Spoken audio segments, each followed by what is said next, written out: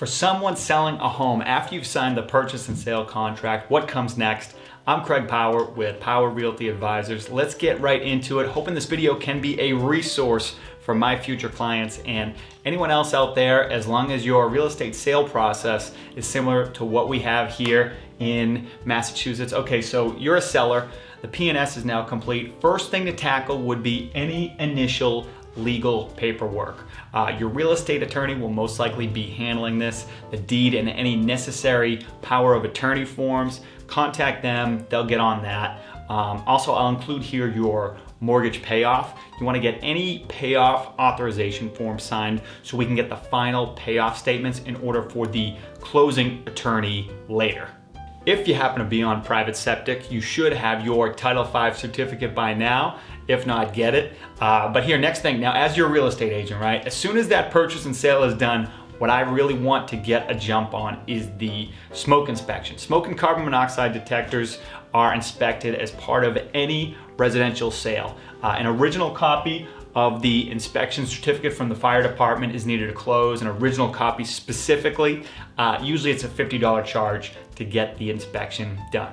You contact your city's fire department directly and schedule it. Sometimes real estate agents like myself help you with this, even though we're really not needed, but whatever, in the end, we just want to make you happy, right? If you're selling a condo, you have two extra tasks I'm listing here, condo specific items. Number one, the 6D certificate. You need a condo trustee to sign off on the fact that you are up to date on your condo dues through the date of the sale. You need a signed, notarized version of the 6D certificate. And then also, if you're selling a condo and the buyer's buying with a mortgage, a condo rep is gonna need to fill out a condo questionnaire. I have a separate video on that. I can link it here.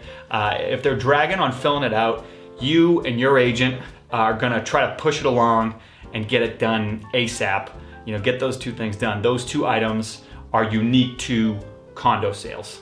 Moving down the checklist here, 2 to 3 weeks before closing, you have time to gather your final utility bills, okay? So trash bills, water and sewer, final oil or propane reading, gonna close out the utilities. So for example, on the water and sewer, you need to contact your town's water department and schedule a time for a final meter reading. Of course, keep track of receipts. If the final bill is unpaid, that amount will be deducted from your proceeds at the closing table.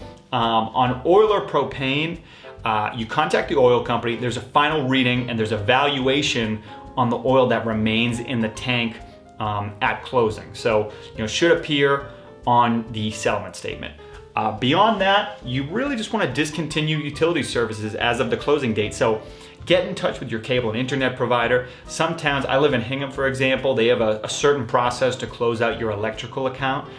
They actually take like a security deposit when you open it. So this is a good time to just get organized with any receipts you're supposed to have. Maybe you did some repairs as part of the deal. You want record of that. And then, get your whole change of address set up. Finally, in the days leading up to closing here, we can finish up the checklist.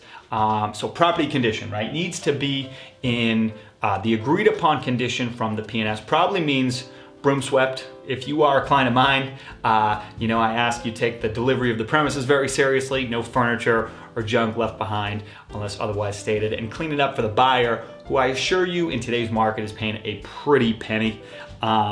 Keys and door codes, also garage door openers, get them organized. The real estate agents involved will assist with the key exchange. And from there, it's just a matter of signing off on the closing disclosure and figuring out, okay, how do I get my money? That's the home seller's closing checklist, the full rundown. I can see things being slightly different in other states, but not dramatically different. I hope this video helps you in your home selling journey. I'll tell you, selling a home isn't quite as easy as we make it out to be. It's a lot, it's stressful, despite the market circumstances. Moving is stressful, right? I'll tell you, it's just a lot. So if you're buying and selling at the same time, this is only one side of that coin, right? But hopefully this at least boils things down for you and simplifies the process. Thanks so much for watching. If this did help you at all, please like, subscribe, comment, all the above. As always, send any of your real estate questions to me directly at Craig@powerrealtyboston.com. Thanks again, and have a great day.